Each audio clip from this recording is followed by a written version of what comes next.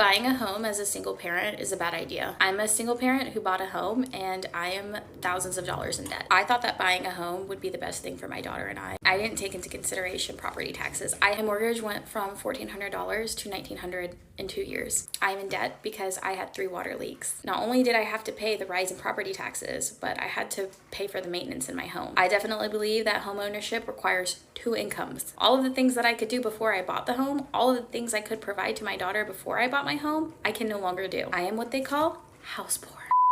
You're supposed to buy a house, buy a home, build equity. Rich people invest in real estate. So what is stopping you? Rent is throwing money away. Stop wasting money. Social media and society at large makes it seem like it's all rainbows and butterflies. But is buying a home truly the best financial decision for you?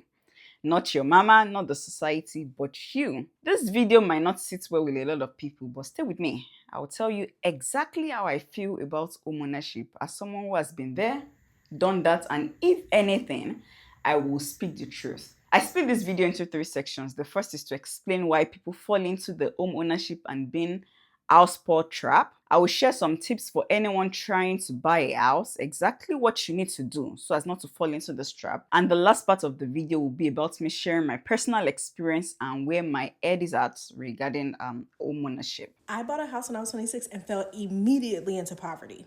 Okay, when I lived with my parents, I was living my best luxury lifestyle. I went to South Korea, bought a 2000 plane ticket, didn't even blink twice. I went shopping, luxury goods, all that. Was traveling, was just, I was living it up. I felt rich.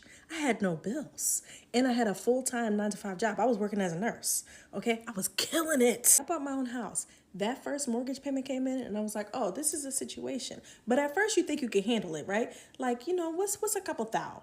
What's a couple thou? I got it. But then the pipes in my 80-year-old home broke immediately as soon as I bought the house. Wiped out my savings. Then another pipe in a different area of the house broke. Okay, I'm struggling. Okay, I need help. Then my neighbor's pipe, it was a twin house, her pipe broke.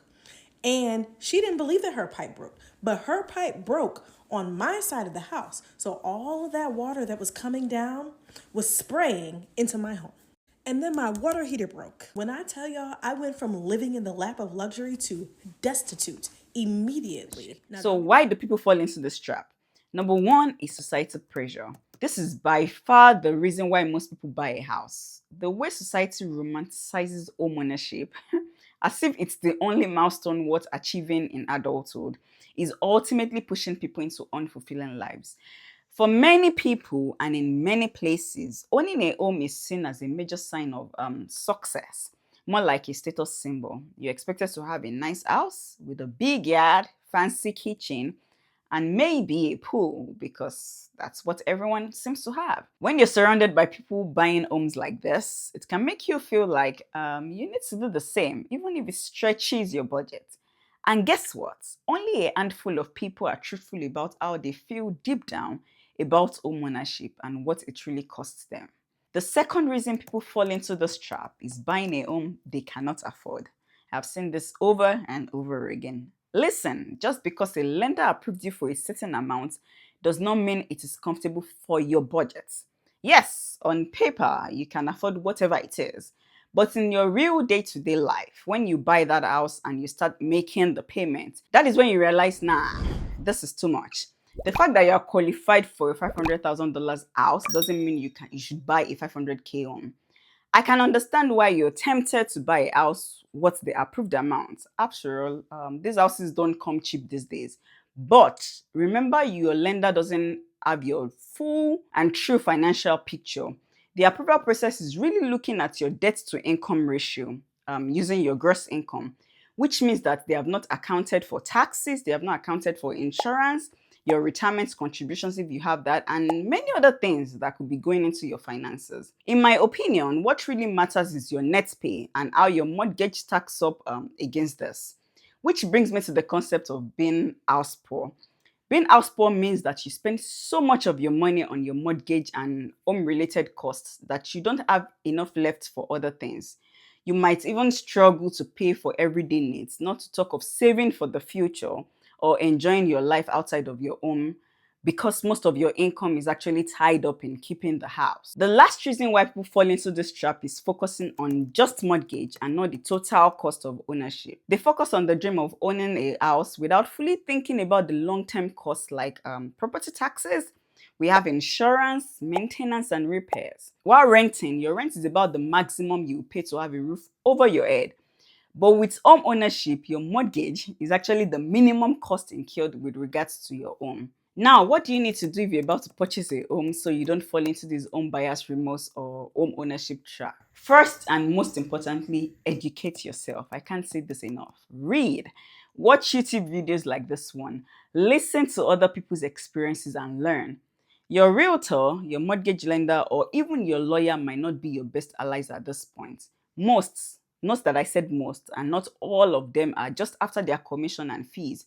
So naturally, they are inclined to tell you the sweet parts without opening up to you to the not so fun part of homeownership. Secondly is that you run your numbers and ask questions. You can ask away in the comment section of this video and I'll be very happy to answer any and every question. The rule of thumb is that your monthly housing costs, which includes your mortgage, your property taxes, and insurance, all of that added together should not exceed 28 to 30% of your gross monthly income. If you consider your net pay, your housing cost should be no more than 30% to 40%. So if, for example, I earn $6,000 per month and I want to be on the safe side, my monthly housing cost should be no more than $1,800, which is 30% of $6,000. The next tip is for you to take your time and read the fine print. I watched a YouTuber some days ago talking about her house ownership regrets, and she mentioned how she found out she couldn't use her flat for Airbnb.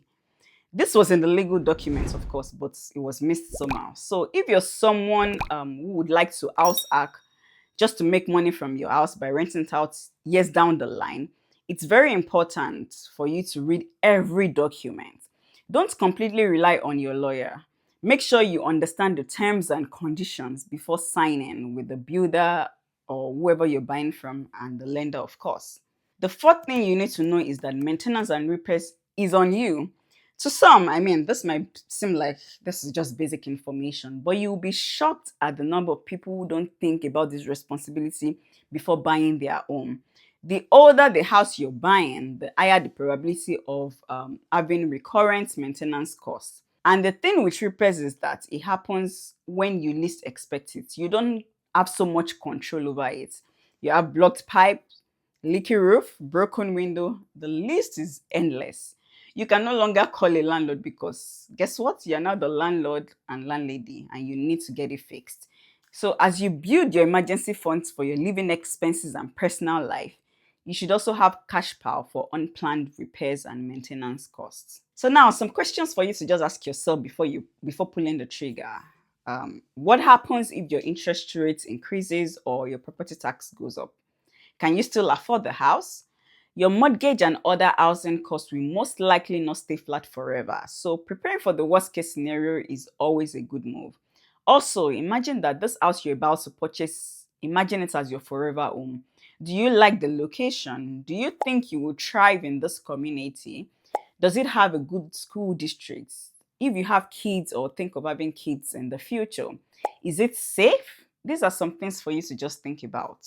Before I share what my personal experience has been with homeownership and what I think, please click the like button. This is free and it helps me a lot. It also signals to the algorithm to push out this content to other awesome people like yourself. Don't forget to subscribe and share those videos. So many useful content coming up on this channel. Now to my personal experience with homeownership. So what do I think about homeownership after years of being a homeowner, both residential property and investment property? Let me start by showing you what I'm currently dealing with. I don't know if that's a mold or it's leaky roof, but yes, that's really keeping me up at night. I think owning real estate is fantastic. Yeah, that's what I think. And I know it forms a core part of a balanced investment portfolio. It requires capital and a lot of capital for that matter. From time to time, I wonder, is the returns really worth it? And by returns, I mean the stability of owning my residential property, my home, building equity, which is not liquid cash, by the way, and then the small cash I make from my investment property. Having said that, I should also highlight that real estate is not the only way to build wealth as against what the society has made you believe. You can build wealth by owning businesses, by investing in the stock market, and many other ways. One thing you need to know about real estate is that it is an illiquid asset, meaning it can take time to sell a property and convert it into cash. So, say I need cash right away, I can't get the cash immediately. I will have to look for a buyer, then sell, and God help me, I'm selling at a bad time. I could be selling at a loss. Yes, that happens a lot. Of course, if you need cash, you can borrow money using the equity in your home as a collateral. That is what is commonly called HELOC, which is home equity line of credit. But you need to understand the risk before using this financial tool. At this stage of my personal finance life, I am prioritizing cash flow. So real estate isn't exactly my focus or priority right now. This can obviously change in the coming years, but that's where my head is at right now. If you currently own a home, do you have regrets? And if you're in the process of buying one, do you have any fears or questions about home ownership? I'm also curious, do you think renting is throwing money away? Let's chat in the comment section. If you enjoyed this video, you also like this one where I share reasons why your primary residence is not an investment.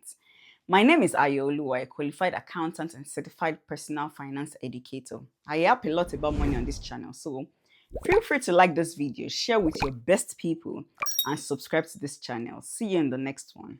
Bye.